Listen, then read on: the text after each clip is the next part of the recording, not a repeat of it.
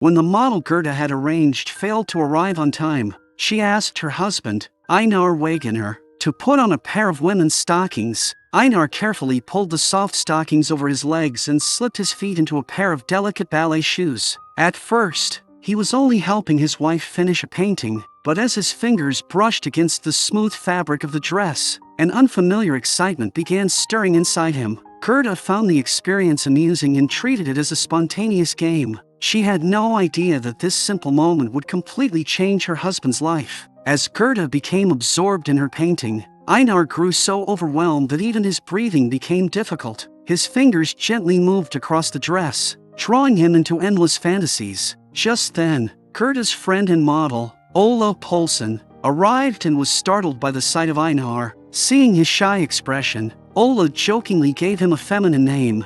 We're going to call you Lili.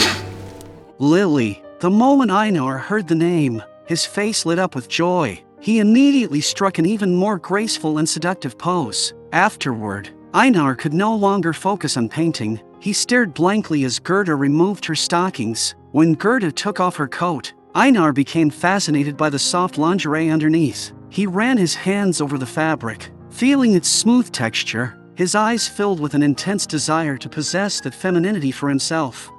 It's pretty. I might let you borrow it. I might enjoy that.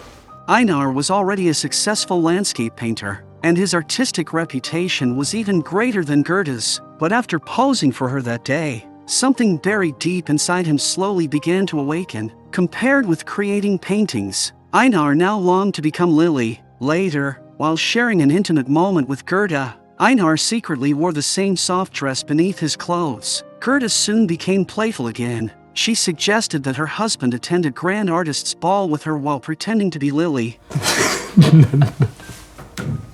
That is outrageous. Oh, you might even enjoy it.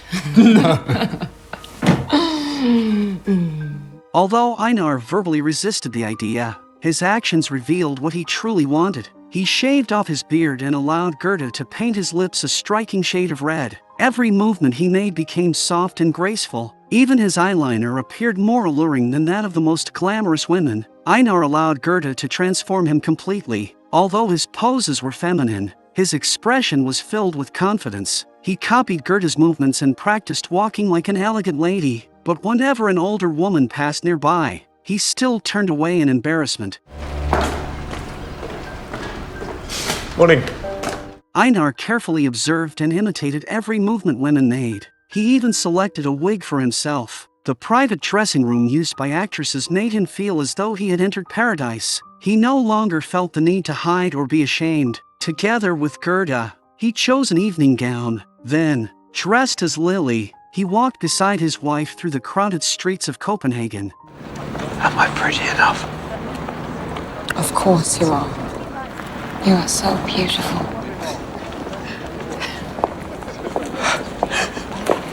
When the two entered the party arm in arm, Ola immediately recognized Lili. Her tall yet graceful figure quickly attracted countless admiring glances. Every movement Lili made carried the elegance of a woman raised in high society. As soon as the men finished dancing, several of them eagerly gathered around her. Lili appeared shy and slightly uncomfortable, but more and more men continued approaching her. Unable to endure the attention, she escaped the noisy crowd and stood near a window, staring at an oak tree outside. Do you know the story of this oak tree? They say that if you eat its acorns, you can make a wish and become anyone you want for a day. Lili initially had no intention of speaking with the man who followed her, but his story closely reflected what she was experiencing, and the two gradually began talking. The man, Henrik Sandahl, openly showered Lili with compliments.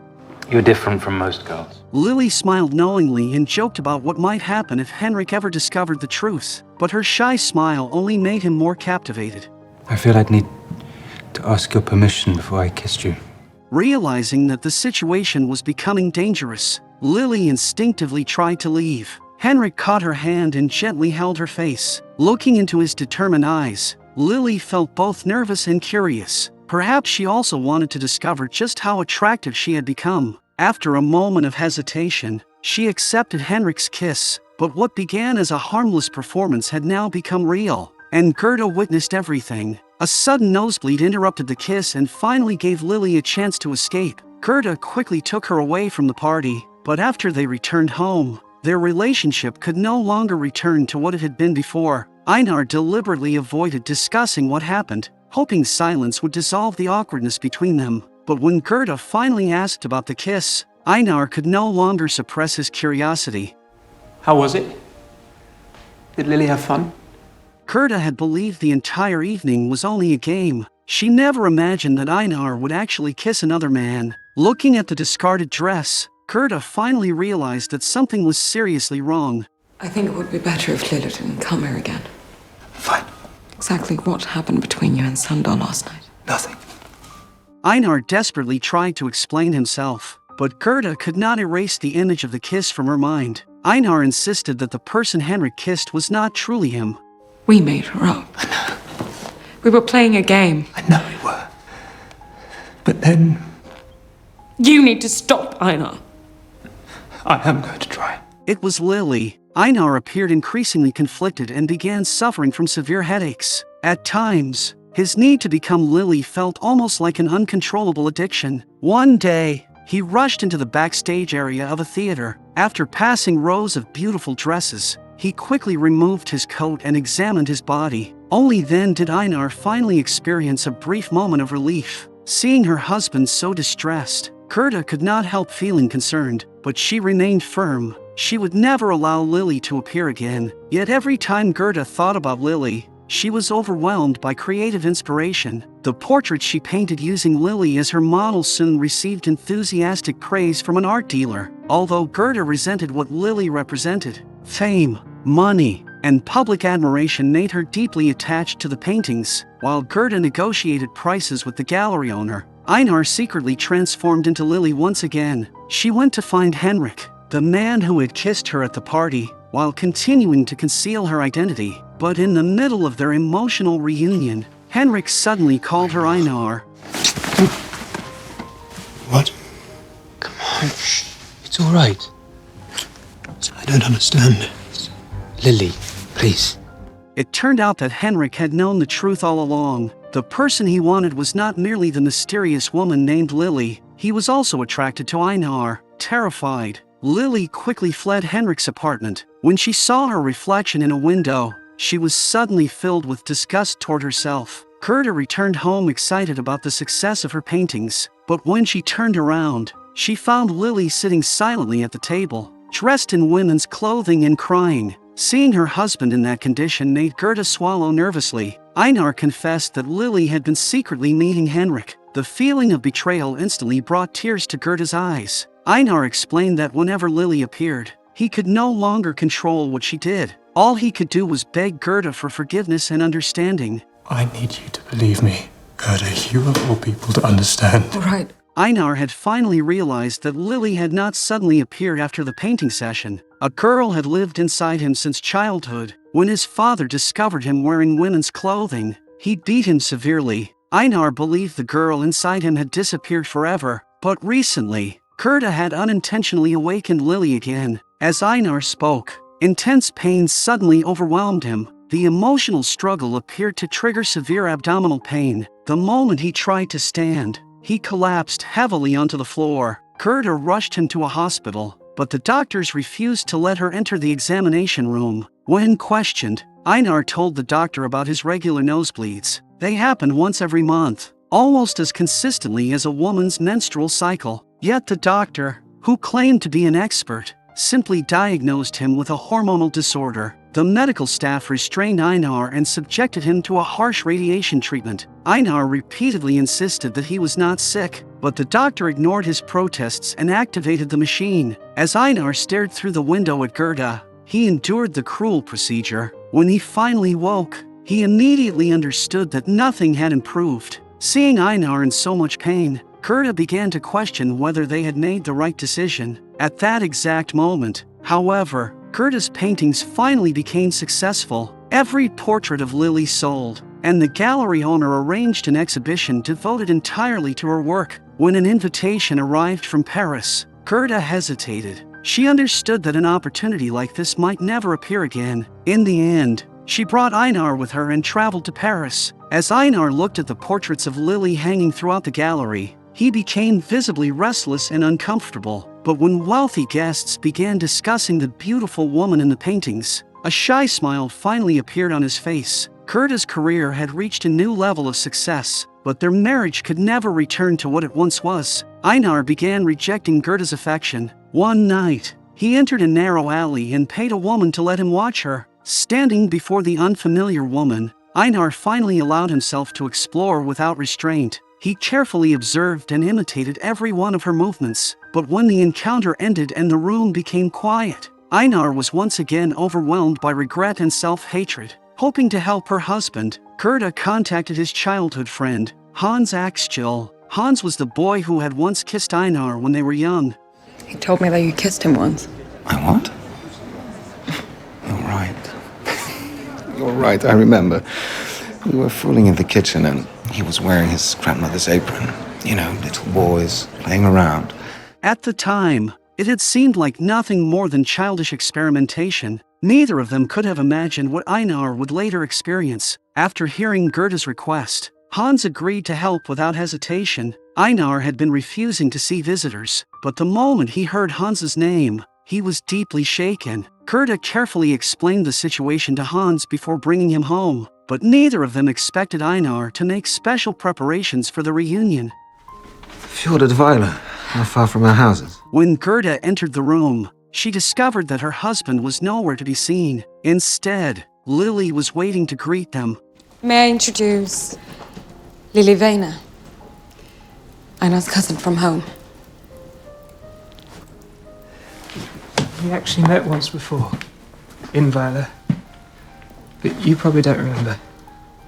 Gerda quickly interrupted the awkward moment, helping Lili calm down. Although Gerda could clearly see that her husband had suddenly come alive again, she could not bring herself to feel happy. Lili maintained the disguise and introduced herself as Einar's cousin. She spoke endlessly with Hans, asking about his life and showing concern about his marriage. When the conversation turned to marriage, Lili instinctively looked toward Gerda. At that moment, she suddenly remembered that she was not only Lili, she was also Gerda's husband, and she had failed her completely. Overcome by shame, Einar panicked and fled back into the bedroom. Gerda was heartbroken but had no idea how to comfort him. She tried to persuade Einar to sleep, but instead, he asked to borrow her nightgown. Lily's never spent the night. It doesn't matter what I wear.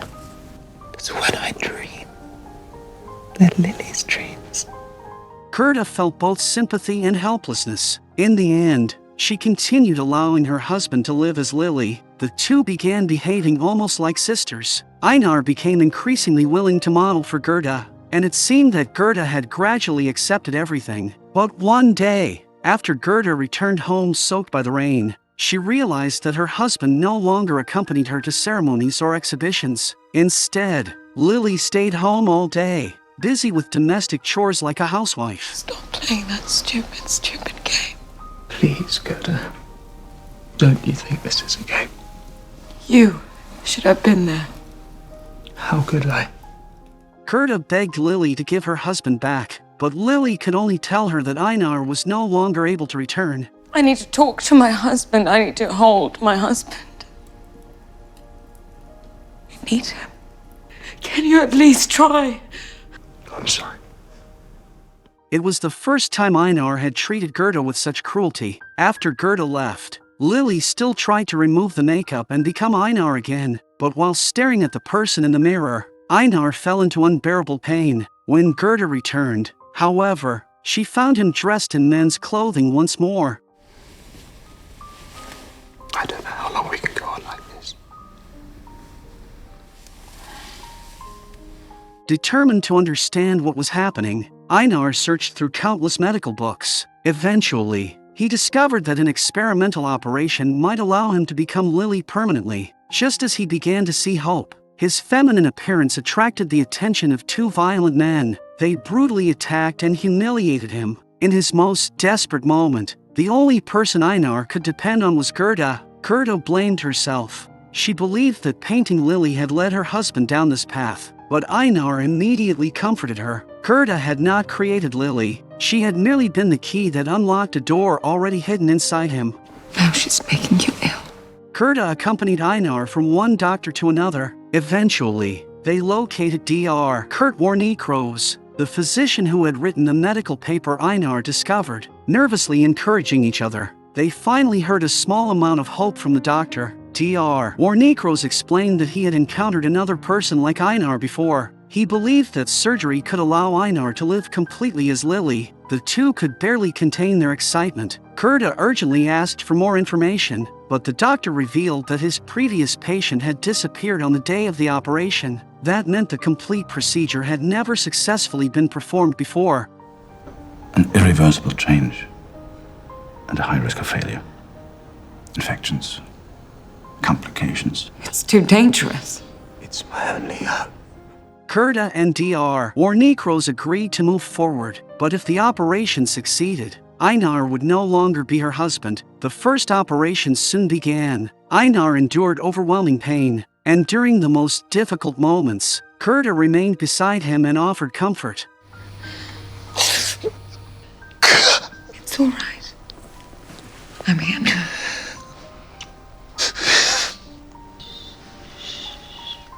The first operation was successfully completed. The physical traits associated with Einar's male body were removed. Now living fully as Lili, she found work in a department store selling perfume and cosmetics. She and Gerda even began imagining what the future might look like. Gerda dreamed that Lili might one day marry, but the thought also reminded her that their own marriage had come to an end. Lili urgently wanted to undergo a second operation. She believed it would finally allow her body to become completely female. Gerda argued that Lili had not yet recovered and that another operation would be far too dangerous. I'm going on Friday. Will you come with me? I won't help you to hurt yourself. Lili smiled helplessly, but before leaving, she still asked Gerda once more whether she truly believed she should wait. Gerda, will you come?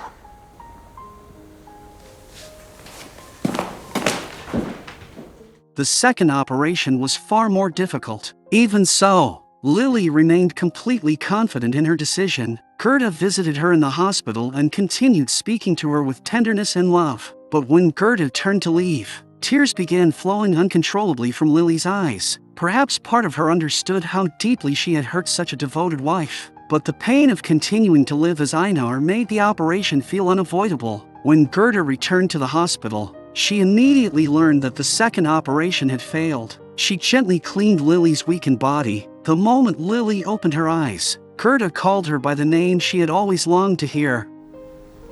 I am entirely myself. You had us worried there, you know.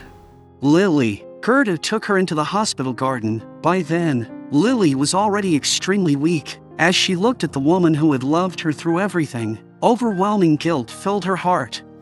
I dreamed that I was a baby in my mother's arms. And she called me Lili. Lili. But Lili also understood that Gerda had given her the freedom to live as herself. With a peaceful and grateful smile, Lili finally collapsed into Gerda's arms. At the quiet memorial that followed, Lili's favorite scarf was carried high into the sky by the wind.